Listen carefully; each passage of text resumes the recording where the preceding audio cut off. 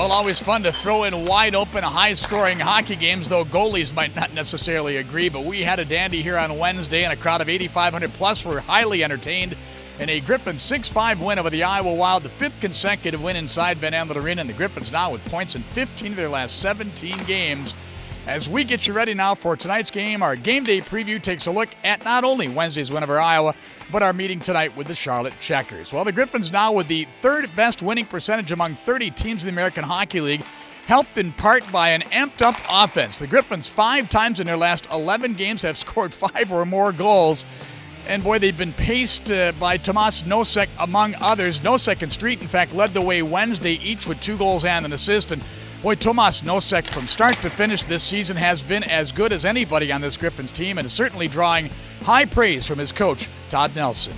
Well, he's always been a two-way centerman, and right now he's getting the opportunity to play in the power play, so his point production has went up. But he's just playing a very complete hockey game right now, and right now we see him taking the next step and knocking on the door to get the call back to the National Hockey League.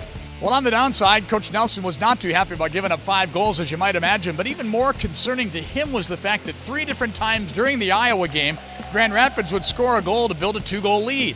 But those 3 times, Iowa would come back and get a goal within a minute after Grand Rapids had lit the lamp to stay right in the hockey game. Well, that's the cardinal rule.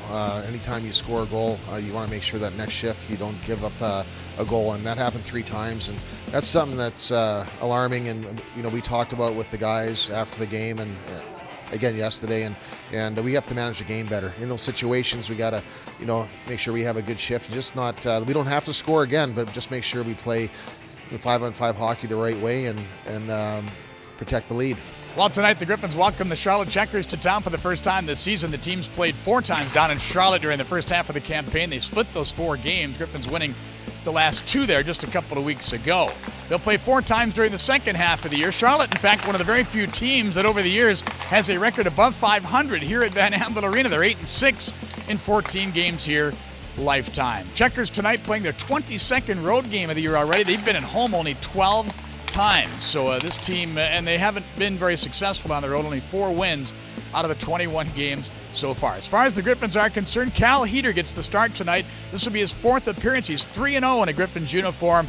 Unfortunate for the Griffins, Matt Laredo, the 4th leading scorer in the American Hockey League, and of course paces the Griffins team in scoring. He'll be out of the lineup for at least a week with an upper body injury. There might be one more change later on today. We'll learn from the Detroit Red Wings as to whether or not they are going to call up a defenseman. Of course, the wings a little bit thin along that blue line right now might well affect the Griffins as far as their lineup is concerned tonight. And of course, Jared Coro recording in his 5th National Hockey League start, his first NHL shutout last night. How about that? 4-0 in LA against the Kings. All right, Griffins and the Checkers.